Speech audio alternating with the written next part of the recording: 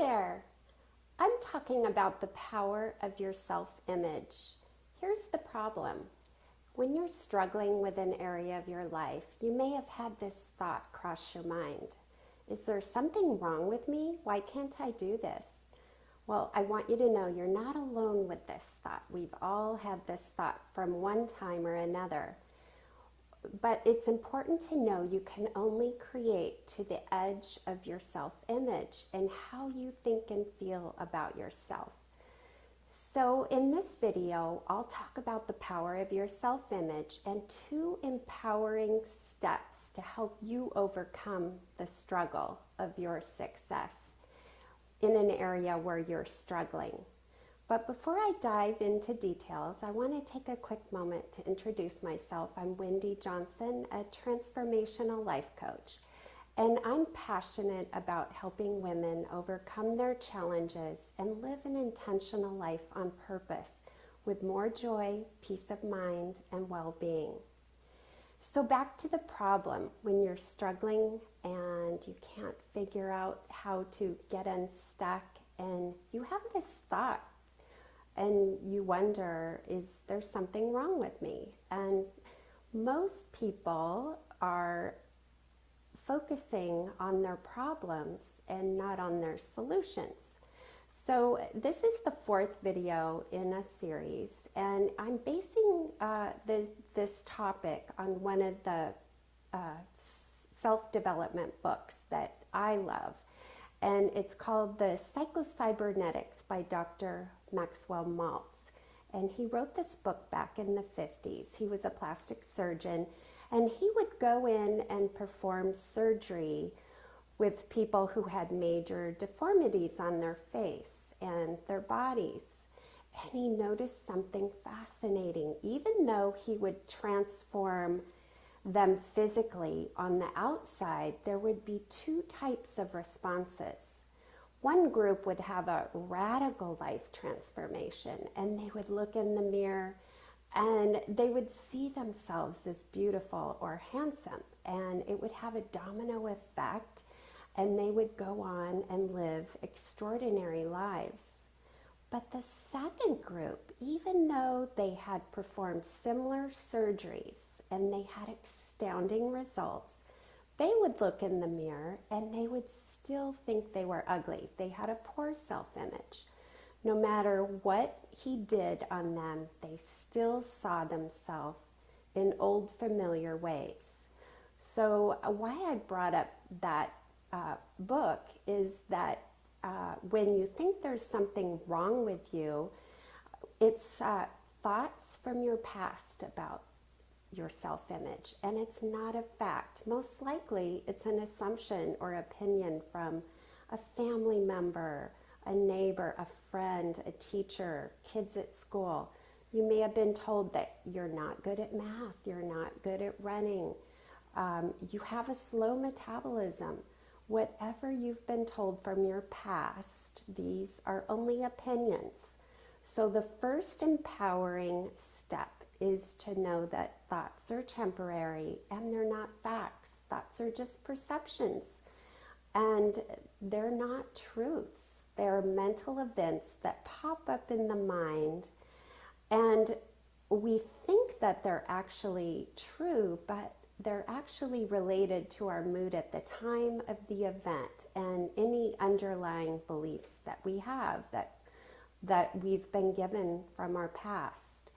So a prescription for this would be to see the empowering side of it, that knowing that you have the power to take control of how you respond to your thoughts, and to analyze those thoughts and ask yourself, is this true? And where did I learn this thought? And then you have the response to come up with a more empowering thought. And the second way to have an empowering move or momentum into upgrading your self-image is to think into your future and not your past. So most of the thoughts we're thinking are thoughts we've had from our past. And in order to have better thoughts, we have to have thoughts into our future. So you need to create those thoughts. You need to take the time to make new thoughts. And we do this by exercising our imagination. We're curating and developing mental pictures in a relaxed state. So the prescription is to know that it's empowering to know that our nervous system cannot differentiate a real or an imagined state. So that's a brain hack. That's the way to change your self-image. So whatever thought you feed your brain, the brain doesn't know whether it's created or whether it's real. So what you begin to do is you live into that future version of the self-image you're imagining. What does she look like in the mirror? What does she wear? Where does she live? Who does she live with? What do her surroundings look like? What does she eat? What does she read? What types of people does she spend time with? You dream and you curate on purpose. You begin to live into that image of yourself. And you can only create to the edge of the self-image, and you can only take actions on your self-image with how you see and feel see yourself.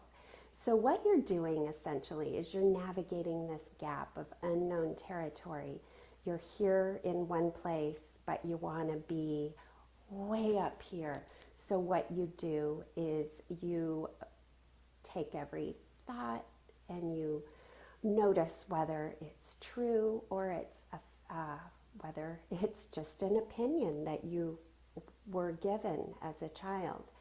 And is it self-enhancing or is it self-sabotaging? And then you begin to create that new thought. And that's the second step. You need to create from your future and from your imagination and not from past thinking.